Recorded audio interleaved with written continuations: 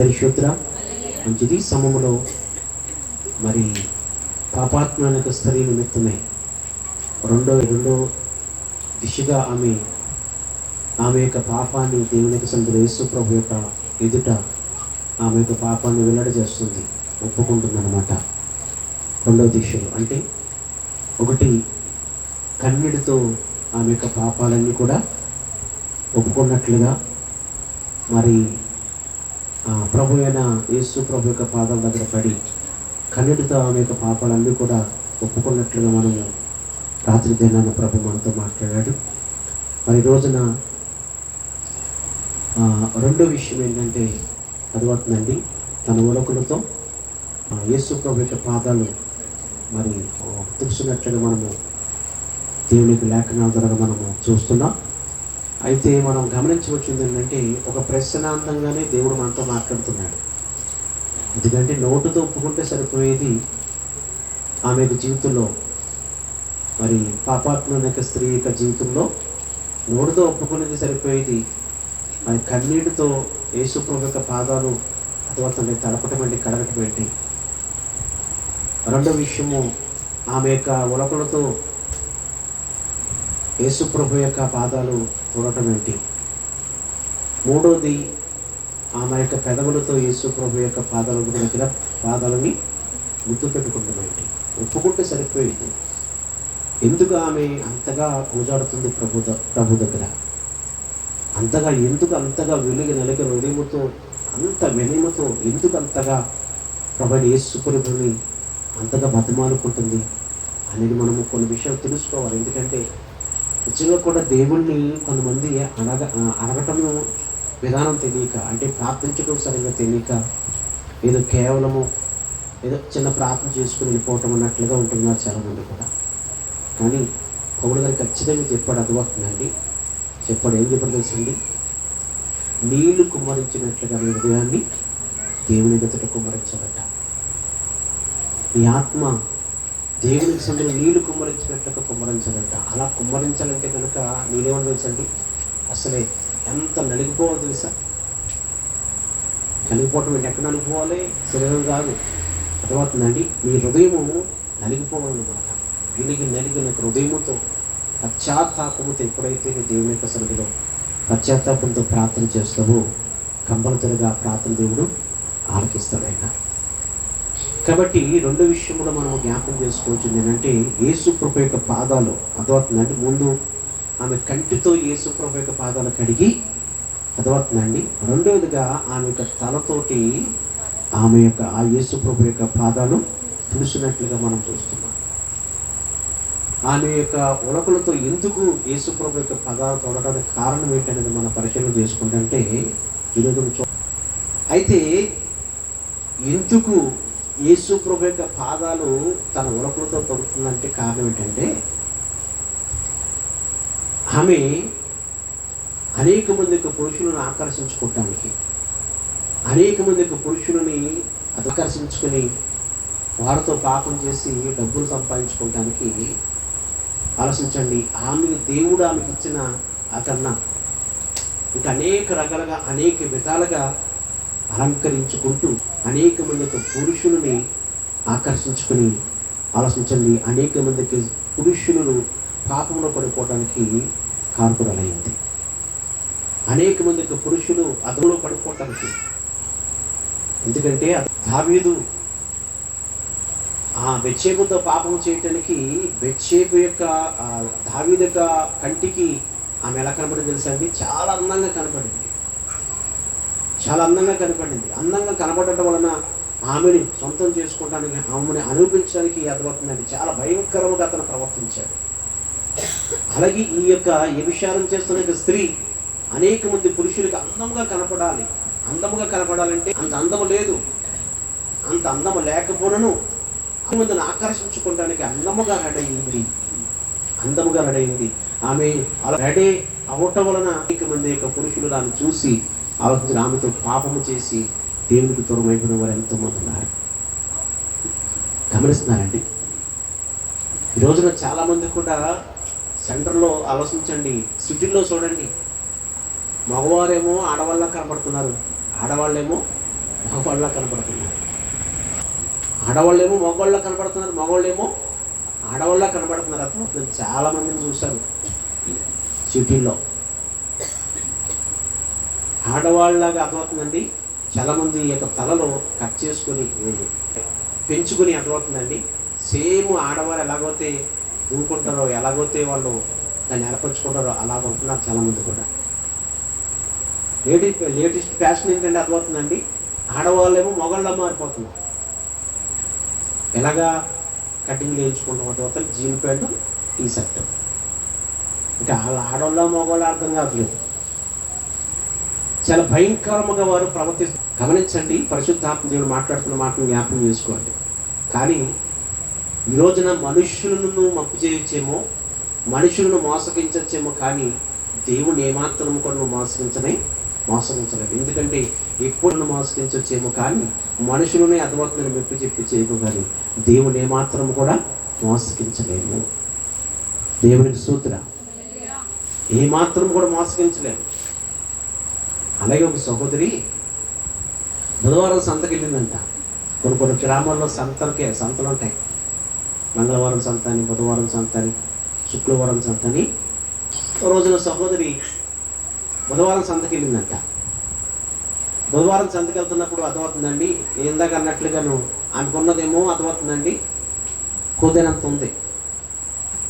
ఏంటి తల కుదిరినంత ఉంటే అర్థమవుతుందండి. సెంటర్లోకి వెళ్తుంది కదా, చాలామంది అక్కడికి వస్తారు. పురుషులైన వారు, స్త్రీలైన వారు సంతకి ఎంతోమంది వస్తారు.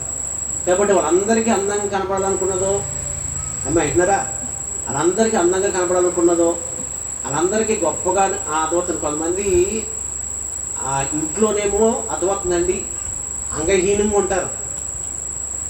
ఇంట్లోనేమో అంగహీనంగా ఉంటారు, బయటేమో అందంగా తయారవుతారు. ఇంట్లో ఎలా ఉన్నదో తెలుసండి, కాసిమొక్కను చాలా దారుణంగా ఉంటారన్నమాట. అర్థమవుతుందండి. బయటికి వెళ్ళేటప్పటికి మాత్రము చాలా ఎక్కడ లేని అర్థమవుతుందండి, ఎక్కడ లేని ఆభరణాలన్నీ కూడా బయటకు వచ్చేస్తాయి అన్నమాట దరిశుద్ధులు. పైగా కొంతమందికి సిగ్గు లేకుండా వాళ్ళకి లేకపోతే పక్కింటికి వెళ్ళి అడుగుతారు, వాడు టైం ఎత్తావా, ముక్కు పడికెత్తావా. అర్థమవుతుందండి. ఇలాగా సిగ్గు శరం లేకుండా పక్కలు కూడా అడిగి అర్థమవుతుంది అలంకరించుకుని బయటకు వెళ్తారు దరిశుద్ధులు. అలాగే ఆ సహోదరి ఏం చేసింది తెలుసండి, అర్థమవుతుంది ఉన్నదేమో కుదిరినంత ఉంది, బయట వాళ్ళకి అందరిగా కనపడాలేమో, లేకపోతే అందరూ నన్ను చూడాలని చెప్పేసి అనుకున్నది నాకు తెలియదు, కానీ అర్థమవుతుందండి అని మాత్రము పక్కింటికి వెళ్ళి అమ్మ నేను సంతకి వెళ్తాను, ఒక సౌరం ఇస్తామని చెప్పేసి అన్నదట. సర్లే అంతకైనా భాగ్యం ఉందని చెప్పేసి ఇచ్చిందట. ఆలోచించండి, నవ్వకండి. సౌరం ఇచ్చుకుని ఆ తల శుభ్రంగా దూకిని ఆ యొక్క సౌరం తలకు పెట్టుకుని అర్థం మంచి నీట్గా తయారై, మంచి చీర కట్టుకుని శుభ్రంగా నీట్గా తయారై ఒక సంచెట్టుకుని తయారైంది. ఎక్కడికి? సంతకి. అర్థమవుతుందండి. అక్కడికి వెళ్ళి ఆలోచించండి, ఆ వంకాయలని బీరకాయలని ఏరుకుంటుంది. ఏమో నా వైపు చూడండి, నవ్వకండి తెలిసి ఏరుకుంటున్న సమయంలో అక్కడ జరిగిన సిచ్యువేషన్ అంటే తెలుసండి, ఏరుకుంటుంది. ఆమెమో శుభ్రంగా కూర్చోెక్కాలా మంచి అని చెప్పేసి ఆమె పని మీద ఆమె ఉంది. అర్థమవుతుందండి. ఇప్పుడు లేవు కానీ నా చిన్నతనంలో కావచ్చు, మొన్నటి వరకు కూడా ప్రతి సెంటర్లో కూడా, ప్రతి మార్కెట్లో కూడా గాడిదలు ఉండేవి. తెలుసా మీకు? అవి ఏం చేసి తెలుసండి, వాళ్ళు గడ్డి తిని కాదయ్యి. ఆలోచించండి, గోడ మీద పోస్టర్లో దేవుని స్తోత్రం హల్లెలూయా అవి తినేవి అన్నమాట అప్పట్లో గాడిదలు. అర్థమవుతుందండి. ఆ తల్లి, ఆ సహోదరు ఏం చేసిందండి, ప్రియ సోదరుడా, అక్కడికి వెళ్ళి ఆ వంకాయలు అవి శుభ్రంగా చూసుకుంటుంది. ఎందుకంటే మరి చూసుకోవాలి కదా, కేజీ తీసుకున్నా, అర కేజీ తీసుకున్నా, పావు కేజీ తీసుకున్నా, ఆమె పని మీద ఆమె ఉందన్నమాట. ఈ లోపల ఎక్కడి నుంచి వచ్చిందో తెలియదు, కానీ గాడిది ఏం చేస్తుంది తెలుసండి, ఆ కింద ఉన్నాయి ఆ వంకాయలు అవి తింటూ ఏం చేసింది తెలుసండి, ఆలోచించి నువ్వేం చేసింది తెలుసండి, ఆ సహోదరు ఏం చేసింది తెలుసండి, అర్థమవుతుందండి. అక్కడేమో పక్కింటోడికి ఏమో సౌర తీసుకుంది కదా, అలంకరించుకుందా, సౌర మీద దాన్ని అలంకరించుకుంది కదా. మళ్ళీ అద్భుతం డైరెక్టర్గా ఏం చేసింది తెలుసండి, సంతలకు వెళ్ళటం మానేసి పూలు కొట్టుకాడికి వెళ్ళి అద్భుతం పూలు కొనుక్కుని పూలు పెట్టుకుని అద్భుతం సంతలకు వెళ్ళిందంట. సంతలకు వెళ్ళేటప్పటికి ఆ గాడిద ఏం చేస్తుంది తెలుసండి, అక్కడ వంకాయ ఇక్కడ వంకాయ మొత్తం అవి తింటా ఏం చేసింది తెలుసండి, ఆ పని మీద ఆమె ఉంది. అర్థమవుతుందండి. ఇదేమో ఏం చేసింది తెలుసండి, ఆ పూలు వాసన తగ్గేమో ఆ పూలు పట్టుకుందంట తెలియశూత్ర. ఆ పూలు పట్టుకుందని చెప్పేసి అర్థమవుతుందండి. ఎప్పుడైతే ఈమె తెలిసిందో ఒప్పుకుని లాక్కుందంట. ఇలా లాక్కునేటప్పటికి అర్థమవుతుంది ఆ సౌరము ఆ పూలు మాత్రం ఆ గాడిద నోట్లోకి వెళ్ళిపోయిందంట తెలియశూత్ర. అర్థమవుతుందా? ఇప్పుడు మొత్తం సంతలో ఎంతమంది ఉన్నారు అంతమంది చూసి అర్థమవుతుందండి. ఆ సిచ్యువేషన్ చూసి ఆలోచించండి. నవ్వు అన్నమాట. పకాలించి నవ్వేటప్పటికి అక్కడికక్కడే సిగ్గు వచ్చేసింది. చాలా గిడ్డిగా ఫీల్ అయిపోయి అవమానంగా ఫీల్ అయిపోయి అర్థమవుతుందండి. అక్కడెక్కడ సంత మానేసి ఇంటికి వచ్చేసి ఏడుతూ మొదలెట్టింది తెలియశూత్ర. ఎందుకు చెప్తానండి మాటలు ప్రియసుగా, మనము ఎన్ని రకాలుగా ఎన్ని విధాలుగా మనం చేసినా కానీ ఎప్పటికైనా సరే మన బండారం బయటపడుతుంది. మన బండారం బయటపడుతుంది కంపల్సరిగా. ఎందుకంటే దావీదు పాపం చేశాడు. దావీదు విషయంలో ఒక మాట మీకు చెప్తాను, అర్థమవుతుందండి. ఆ మాట మనం జ్ఞాపం చేసుకుందాం. చూడండి ఒకసారి తీశారమ్మా. 2వ సమూయేలు గ్రంథం 12వ అధ్యాయము 12-13 చదువుకుందాం ఒకసారి. పగట యందు వాడు వారితో సైనించును, నీవు ఈ కార్యము రహస్యముగా చేసిదివి గాని ఇశ్రాయేలు అందరూ చూచుచుండగా పగట యందు నేను చెప్పిన దానిని చేయించుదని అనెను. దైవసూత్రం ఇక్కడ ఏమన్నాడు తెలుసండి, దావీదు గారితో మాట్లాడుతున్న మాట. తల్లి నా వైపు చూడండి. దావీదు గారితో మాట్లాడుతున్న మాట ఏంటంటే, దావీదు ఎవరికి తెలియట్లేదు అనుకున్నావు, ఎవరికి తెలియకుండా రహస్యముగా నువ్వు పాపం చేసావు. నువ్వు రహస్యముగా పాపం చేసావు. కానీ నేను మాత్రము నువ్వు చేసిన పాపాన్ని అర్థమవుతుందండి అనేక మంది ఇశ్రాయేలు ప్రజల యొక్క మధ్యన భారాటముగా ఆ పాపాన్ని బయటపెడతాను అన్నాడు. అందుకనే చెప్తున్నాను, అర్థమవుతుందండి. మనము ఎన్ని రకాలుగా ఎన్ని విధాలుగా లోకాన్ని దైవజనుల్ని అర్థమవుతుందండి సంఘాన్ని మోసగించి ఎన్ని రకాలుగా ఎన్ని విధాలుగా నువ్వు ఆలోచించండి. భయంకరంగా పాపం యొక్క పనులు చేసినా కానీ ఎప్పటికైనా సరే బయటపడక తప్పదు ప్రియ సహోదరి సోదరులకు జ్ఞాపం చేసుకోండి. ఎందుకంటే ఈ రోజున మనకు ముఖానికి ఎంత రంగేసుకున్నా కానీ ఎప్పటికైనా సరే అర్థమవుతుంది, అది ఎలిసిపోక తప్పదు. కోరుకునేది ఏంటి తెలుసండి, మనస్సు పరిశుద్ధమై ఉండాలి, హృదయం పరిశుద్ధమై ఉండాలి. హృదయములో ఏ కలుషము లేకుండా, ఏ కపటము లేకుండా, ఏ స్వార్థము లేకుండా, ఏ అసూయ లేకుండా, ఏ పాపం యొక్క భావాలు లేకుండా నిర్దోషముగా దేవుడిని వెంబడిస్తే కనుక అర్థమవుతుందండి. దేవుడు పై రూపాన్ని లక్ష్య పెట్టేవాడు కాదు, దేవుడు హృదయాన్ని లక్ష్య పెట్టేవాడు. అంటే వాస్తవానికి మీకు అర్థమవ్వాలని చెప్తున్నాను అన్నమాట. పైకి ఎన్ని రకాలుగా రంగులు వేసుకున్నా కానీ ఎప్పటికైనా సరే అది బయటపడక తప్పదు. అందుకనే ఈ రోజున అదోతని ఆ పాపాత్మ స్త్రీ యేసు ప్రభు యొక్క పాదాల దగ్గర అదోతని కన్నీటితో కడగడమే కాకుండా తన ఒలకులతో యేసు ప్రభు యొక్క పాదాలు తొడడానికి కారణం అంటే ఆమె అలంకరించుకున్న అలంకరణ బట్టి అనేక మంది పురుషులు పాపము చేయటానికి, పాపమును పడిపోవటానికి కారుకురాలైందామే.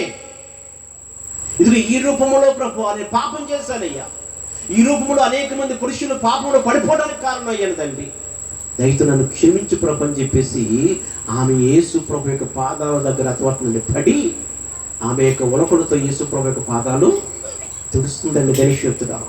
ఇక్కడ మనం గమనించవచ్చింది చూడండి, నా వైపు చూడండి. ఇక్కడ మనం గమనించవచ్చింది తెలుసానండి, ఆమె అడుగుతున్న విధానం చూస్తుందంటే యేసు ప్రభు యొక్క మనస్సు కరిగిపోతుందంట దైవశక్తుడా. ఆమె అడిగే విధానం మనం చూసుకుంటుంటే, ఆమె యేసు ప్రభువుని అడుగుతున్న విధానం మనం చూసుకుంటుంటే పశ్చాత్తాపంతో ప్రభు యొక్క సన్నిధిలో ఆమె యొక్క ప్రతి పాపాలు ఒప్పుకుంటాం విధానం చూసుకుంటుంటే అర్థమవుతుందండి యేసు ప్రభు యొక్క మనస్సు కరిగిపోతుందంట. ఎందుకంటే పాపానికి జీతము మరణము, అర్థమవుతుంది శిక్ష. ధర్మశాస్త్ర కాలంలో అయితే కనుక అంత భయంకరంగా ఉండేది. కన్నుకు కన్ను, పన్నుకు పన్ను, అంత భయంకరంగా ఉండేది. అటువంటి ఘోరాతి ఘోరమైన ఆ పాపాత్మైన స్త్రీ ఆమె చేసిన ప్రతి ఒక్క పాపాన్ని బట్టి, ఆమె చేసిన ప్రతి ఒక్క దోషాన్ని బట్టి క్రియ రూపంలో ఆమెకు దేహంలో ఉన్న వస్తు రూపంలో ఆమె యొక్క పాపాలు యేసు ప్రభు దగ్గర కడుక్కుంటున్నారు. ఇదిగో ఈ అలంకరణ బట్టి ప్రభువా, నేను చేసిన పాపం అంతా ఇంతో కాదు ప్రభా. ఈ యొక్క అలంకరణ బట్టి అనేక మంది పురుషులు పాపంలో పడిపోతానికి కారణం ఏంటండి? అవునండి, ఈ రోజున పరిశుద్ధ గ్రంథంలో ఆ వ్యభిచారిక స్త్రీ కాదు, ఈ రోజున అనేక మంది వ్యభిచారిక స్త్రీలు మారి సాక్ష్యం చెప్తున్నారు. మీరు ఎప్పుడైనా చూసారో చూడలేదో, విన్నారో వెళ్ళలేదో అర్థమవుతుందండి. ఒక స్త్రీ ఉంది, సినిమా యాక్టర్లో ఒక స్త్రీ ఉంది, ఆమె పేరు అయితే మనం గమనించవచ్చింది ఏంటంటే ఆమె టీవీలో ఇంటర్వ్యూ ఇస్తుందన్నమాట. ఇంటర్వ్యూ ఇస్తున్నప్పుడు యేసుప్రభు నమ్ముకుంది, యేసుప్రభు నామంలో ఆమె జీవిస్తుంది.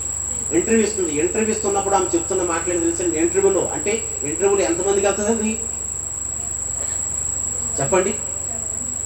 కొన్ని లక్షల మందికి వెళ్ళిపోతాయి ఆ ఇంటర్వ్యూ.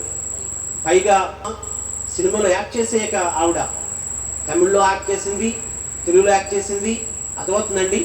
చాలా సినిమాల్లో కూడా యాక్ట్ చేసింది ఆవిడ. అయితే ఆమె చెప్తున్న సాక్ష్యం ఏంటి తెలుసండి? నా జీవితాన్ని గడుపుకోవటానికి, నేను బాగా బ్రతకటానికి అర్థమవుతుందండి, నేను కొంతమంది దగ్గరికి వెళ్ళి నా ఒళ్ళును కూడా అమ్ముకుని భయంకరమైన జీవితాన్ని జీవించాను. భయంకరంగా బ్రతుకుగాను. నేను సిగ్గు లేకుండా, భయపడకుండా, ఎవరికి అర్థమవుతుందండి, ఏమాత్రం కూడా భయపడకుండా ఆమె చెప్తున్న సాక్ష్యాలు అర్థమవుతుందండి. పురుషులు ఎవరి దగ్గరికి వెళ్ళానని చెప్పేసి పేర్లు చెప్పట్లేదు, కానీ ఆమె సాక్ష్యం చెప్తుంది. ఎందుకు ఆ సాక్ష్యం చెప్తుంది అనేది మనం పరిశీలన చేసుకుంటే, మరి ఎందుకమ్మా, మరి ఎందుకు సాక్ష్యం చెప్తున్నామంటే, అంత భయంకరమైన జీవితాన్ని జీవిస్తున్న నా జీవితంలోనికి ప్రభువైన యేసుక్రీస్తు యొక్క మాట విని, ఆ మాటను బట్టి, ఆయన ప్రేమను బట్టి, ఆయన నా పట్ల చూపించిన ఆ జాలిని బట్టి, ఆ ప్రేమను బట్టి నా మనసు మార్చుకొని ఆ భయంకరమైన జీవితాన్ని విడిపించబడి ఈరోజున క్రీస్తుకు సాక్షిగా నిలబడతానని చెప్పేసి ఆమె వెంటనే తెలిశోత్ర. అర్థమవుతుందండి. గమనించండి, పరిశుద్ధాత్మ దేవుడు మాట్లాడుతున్న మాటను జ్ఞాపం చేసుకో. పరిశుద్ధ గ్రంథములు ఉన్నవారే కాదు, ఈరోజు లోకములో ఉన్నవారు కూడా అద్భుతులు కావచ్చు, మార్చబడి యేసుక్రీస్తు యొక్క సన్నిధిలో ఒక గొప్ప సాక్షులుగా వారు.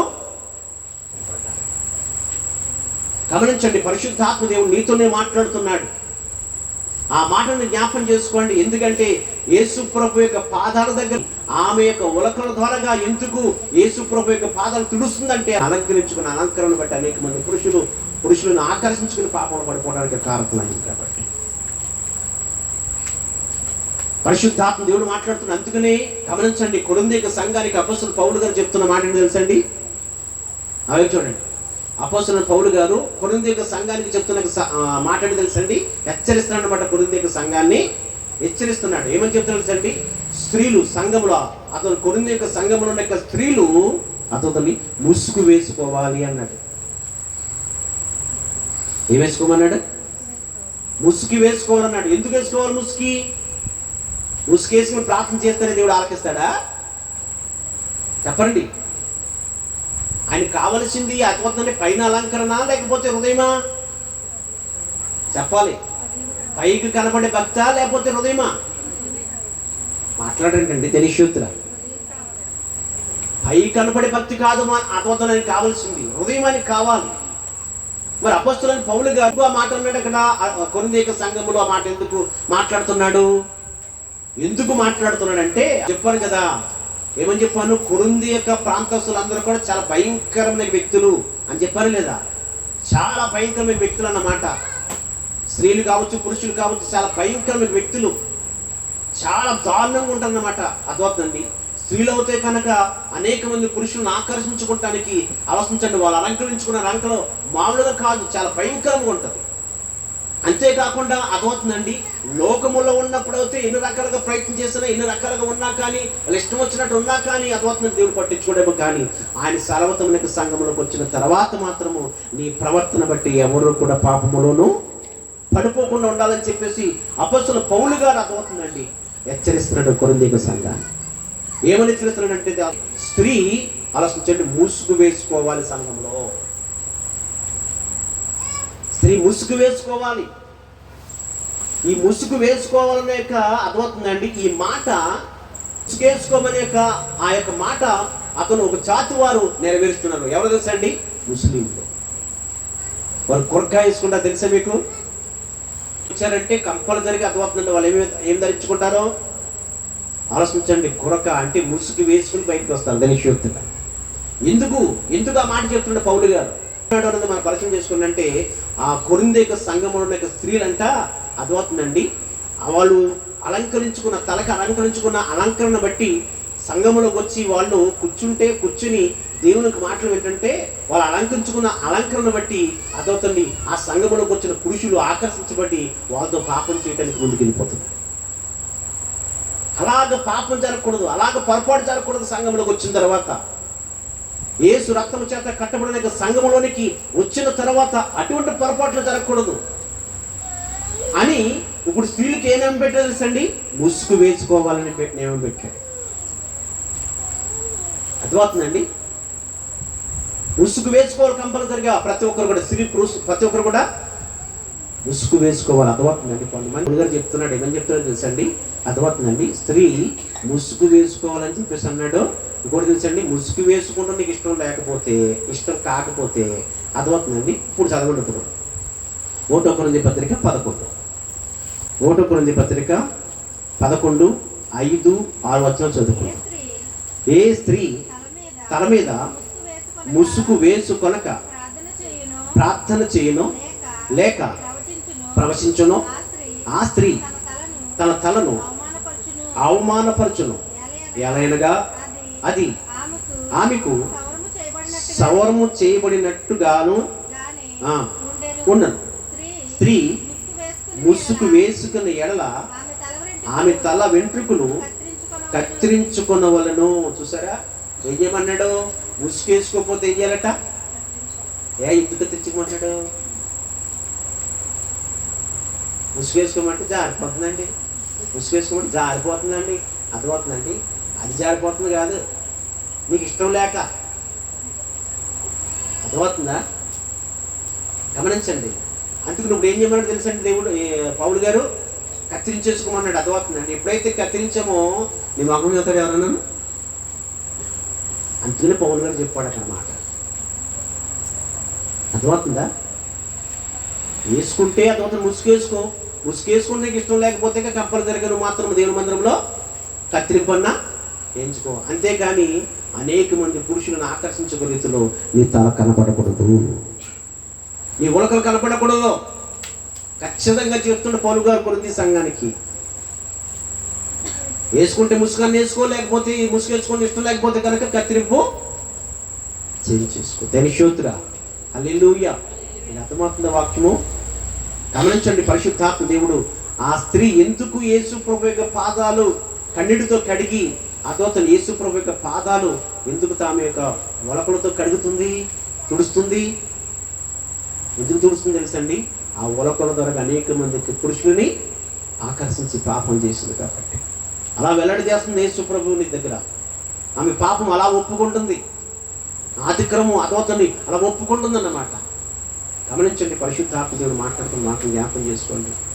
ఒకవేళ ఇటువంటి గుణాలు కానీ మనలో ఉంటే కనుక మనం ఏం చేయాలి? ఇప్పుడు సరిచేసుకోవాలి, సరిచేసుకుని విడిచిపెట్టుకోవాలి. ఖచ్చితంగా చెప్పాడు యేసు ప్రభు. దేవాది దేవుడు ఏం చెప్తాడు?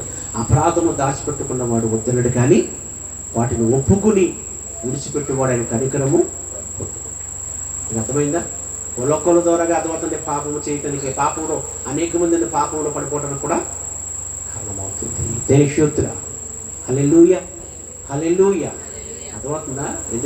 ఎందుకంటే పరిశుద్ధాత్మ దేవుడు మాట్లాడుతున్న మాటను జ్ఞాపకం చేసుకోండి. ఈ రోజున అనేక మందికి స్త్రీలు అలంకరించుకున్నట్టు వలన కూడా అర్థమవుతుందండి భయంకరమైన పరిస్థితి. ఎందుకంటే వాక్యము పౌలు గారు చెప్తున్నది ఉత్త మాట కాదు. అది పౌలు గారు ఎందుకు చెప్పాడు, ఎందుకు హెచ్చరించాడు అక్కడ? అర్థమవుతుందండి? అలంకరించుకున్న అలంకరణ వలన కూడా అనేక మంది మోసపోవడానికి, అనేక మంది పాపలు పడిపోవడానికి కూడా అది కారణమవుతుంది. కాబట్టి ఆ భయంకరంగా తప్పులు జరగకూడదు సంఘంలోనూ. అందుకని ఖచ్చితంగా చెప్పాడు. కాబట్టి గ్రహించుకుని ఈ రోజున విన్న వాక్యం బట్టి ఆయనకి మహిమకరమైన జీవితాన్ని జీవిద్దాం. దేవుడు మిమ్మల్ని మీ కుటుంబాన్ని దీవించి ఆశీర్వాదంతో నింపబడును కాక, ఆయన కృప అనుకరించబడును కాక. ఎంతమంది